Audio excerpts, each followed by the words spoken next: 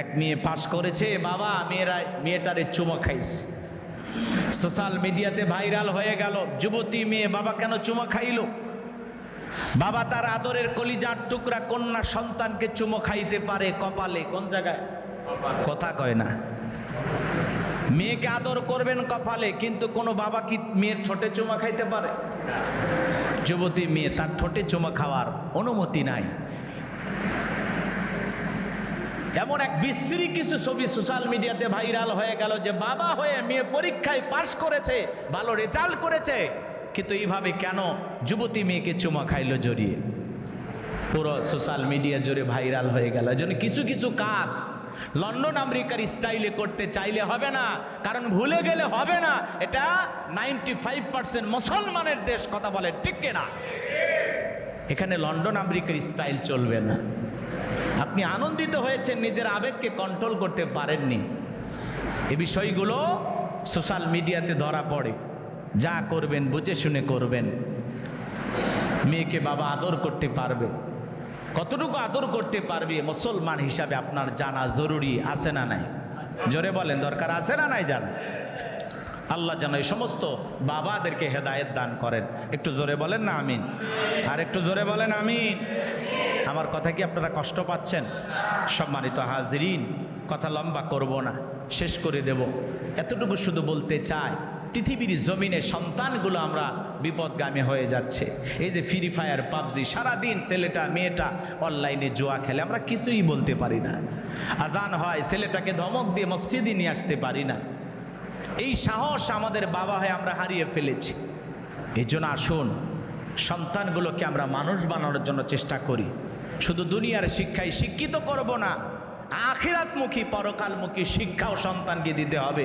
কোরআন সুন্নাহর জ্ঞান তার ভিতরে ঢুকাইতে হবে, মানুষ বানাইতে হবে, আদবওয়ালা, আখলাকওয়ালা, চরিত্রবান। কথা বলেন ঠিক কিনা? সন্তান দরকার নেককার, সন্তান দরকার আল্লামা সাইদি হুজুরের মতো, সন্তান দরকার আহমদ শফির মতো, সন্তান দরকার আজহারির মতো। কথা বলেন ঠিক কিনা? ডিপজল মার্কার সন্তান দিয়ে কি করবেন? কথা বলেন না কেন? ডিপজল মার্কার সন্তান দিয়ে কি করবেন? নাস্তিক মার্কার সন্তান দিয়ে কি করবেন? বেয়াদব, ইসলামের চূড়ান্ত দুশ্মন, এমন সন্তান দিয়ে কি করবেন? সন্তান দরকার কি? নেককার। কথা বলেন না কেন? এমন সন্তান দরকার।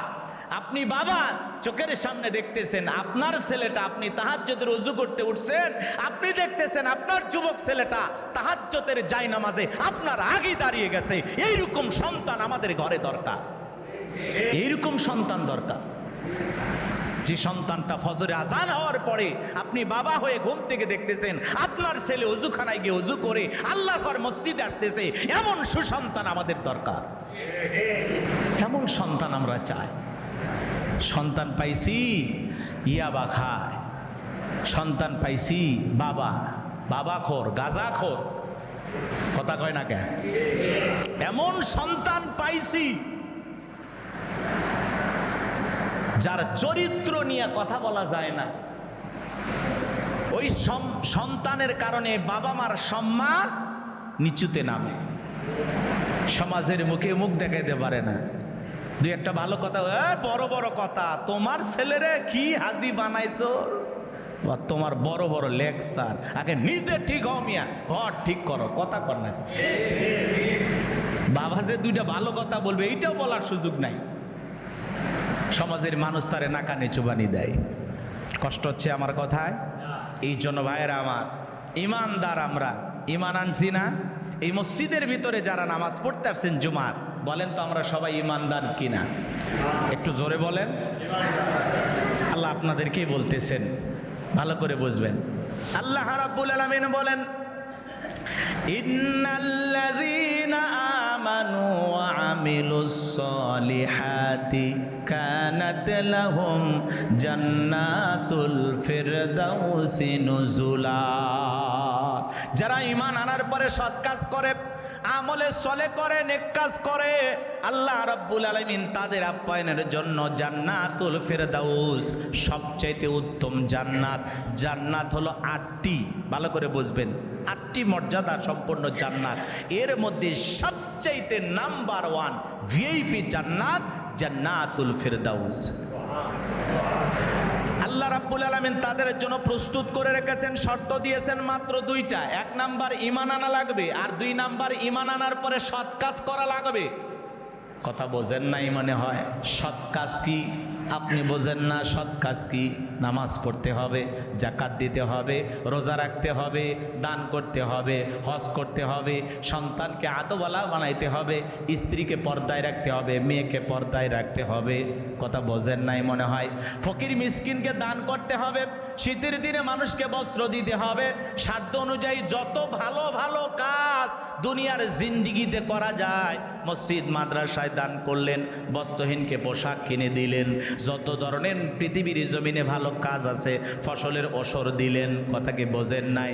পৃথিবীর জমিনে যত ধরনের ভালো কাজ করা যায়, টুকিটাকে কথা বলে সহযোগিতা করা, ছোটোখাটো জিনিস দিয়ে মানুষকে সহযোগিতা করা। কথা বোঝেন নাই? টাকা পয়সা ধার দিয়ে কর্জে হাসানা দেওয়া, এইভাবে দুনিয়ার জমিনে যত প্রকারের ভালো কাজ আপনি করতে পারেন, যত ধরনের সৎ কাজ করতে পারেন, এমন জীবন আপনাকে গঠন করতে হবে মানুষ যেন মরার পরে আপনার কথা মনে রাখে যে এই সমাজে, এই গ্রামে, এই অঞ্চলে একটা ভালো মানুষ ছিল, নেককার, আল্লাহওয়ালা ছিল, মুত্তাকি ছিল, যে জমিনে দেখা দেখা পথ চলতো, যার নজর ছিল নিচের দিকে, ওপরের দিকে বেপরদা নারী দেখতো না, রাস্তাঘাটে কোনো নারীর দিকে তাকাইতো না। কথা বোঝেন নাই? এই পৃথিবীর জমিনে এমন একটা নজির স্থাপন করতে হবে যাতে আপনি পৃথিবীর মানুষের কাছে আদর্শ হয়ে যান, পৃথিবীর মানুষজন আপনাকে মনে রাখে।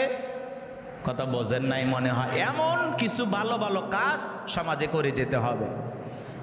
টাকা থাকলে পুকুর বানায় দিবেন, রাস্তাঘাট বানায় দিবেন।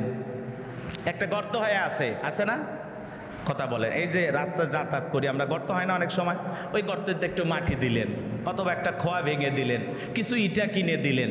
এই যে ভালো কাজ, শত শত মানুষ চলাচল করবে। বলা যায় না ওই গর্তে পইরা কোনো মানুষ জীবনও দিতে পারে, ওই গর্তে পরে কারো হাত পা ভাঙতে পারে। এই পৃথিবীর জমিনে যত ধরনের ভালো কাজ বলে তো শেষ করা যাবে না। এই জন্য আল্লাহ 2টা শর্ত দিলেন। 1 নাম্বার ঈমান আনা লাগবে, 2 নাম্বার সৎ কাজ করা লাগবে। তাদের জন্য আল্লাহ রাব্বুল আলামিন প্রস্তুত রেখেছেন জান্নাতুল ফেরদাউস। এরপরে আল্লাহ রাব্বুল আলামিন বলেন, খালিদিনা ফিহা লা ইয়াবগুনা আনহা হিওয়ালা। আল্লাহ রাব্বুল আলামিন বলেন সেখানে তারা স্থায়ীভাবে বসবাস করবে, সেখান থেকে তাদেরকে হস্তান্তর করা হবে না, সেখান থেকে তারা কোনোদিন বের হওয়ার কামনাও পোষণ করবে না। জান্নাত এমন একটা নিয়ামত, এমন একটা নিয়ামত, জান্নাত এমন একটি স্থান, এমন একটি জায়গা, সেখানে যাওয়ার পরে মানুষ কোনোদিন সেখান থেকে বের হতে চাইবে না। মানে তার দিলের ভিতরে এরকম আশঙ্কা কখনো আসবে না যে আমি জান্নাত থেকে বের হব। সুবহানাল্লাহ বলেন। এই জন্য আল্লাহ রাব্বুল আলামিন বলেন, হে নবী, যারা ঈমান এনেছে, সৎ কাজ করেছে, আপনি তাদের কেমন বেহেশতের সুসংবাদ দিন, যে বেহেশতের ভিতরে নহর প্রবাহিত, ঝর্ণা প্রবাহিত, নহর প্রবাহিত। সুবহানাল্লাহ বলেন। এবং তাদেরকে খাবার হিসাবে ফল দেয়া হবে। এই ফল পাওয়ার পরে মানুষ বলবে, আল্লাহ এ তো ইতিপূর্বে খায়া আসছি, এই ফল আমাকে দেওয়া হলো, কিন্তু জান্নাতের সেই ফল আর দুনিয়ার ফলের মধ্যে আকাশ পাতাল ব্যবধান। কথা বোঝেন নাই মনে হয়। আচ্ছা, আপনারা অনেকে সাজেক চেনেন? রাঙামাটিতে সাজেক নাম শুনছেন না? পাহাড়ি অঞ্চল, প্রায় 2500 ফুট ওপরে। এই পাহাড়ি অঞ্চলে কিছু খাবার পাওয়া যায়, আমাদের পেঁপের গাছের মতোই পেঁপে ওখানেও আছে। কথা বোঝেন না মানে? একই পেঁপে, কিন্তু কালার ভিতরে একটু লাল। খেয়ে দেখবেন এই পেঁপের মিষ্টি আর ওই পেঁপের মিষ্টির মধ্যে অনেক পার্থক্য। সেখানকার আমরা খান, পেঁপে খান, আম খান, যেটাই খান, অনেক পার্থক্য। তাহলে পাহাড়ি অঞ্চলে ওই সমস্ত মানুষ যেগুলো খাইতেছে, মোটামুটি ভালো খাবার খাইতেছে, নির্ভেজাল খাইতেছে। পৃথিবীতে এক এক দেশে এক এক জিনিস পার্থক্য। থাইল্যান্ডের কলা খায়া দেখেন কি মিষ্টি, পৃথিবীতে এমন দেশ আছে যে দেশের আম খাইলে আপনি অবাক হয়ে যাবেন, এত সুস্বাদু, এত মিষ্টি। সৌদি আরবে হজের সময় আমি কয়েকটা আম খাইছিলাম, সেই রকম সুস্বাদু। তো এইরকম পৃথিবীতেই একটু 19-20 হয় সুস্বাদুর মধ্যে, তাহলে কিয়ামতের ময়দানে আল্লাহ যখন আপনাকে জান্নাত দেবেন, এর ভিতরে কতটা কম বেশি হবে আপনি একটু চিন্তা করেন। আল্লাহ যেন আমাদের সবাইকে সেই নিয়ামতে ভরা জান্নাত দান করেন, সকলে বলুন আমিন। আর একটু জোরে বলুন আমিন। এই জন্য আল্লাহ রাব্বুল আলামিন বলেন সেখানে তাদেরকে ফল দেওয়া হবে, ফল প্রস্তুত আছে তাদের জন্য, এই ফল দিয়ে আপ্যায়ন করা হবে, সেখানে তারা চিরকাল অবস্থান করবেন। আল্লাহ কোনোদিন তাদেরকে জান্নাত থেকে বের করে দেবেন না। চিৎকার মেরে বলুন সুবহানাল্লাহ।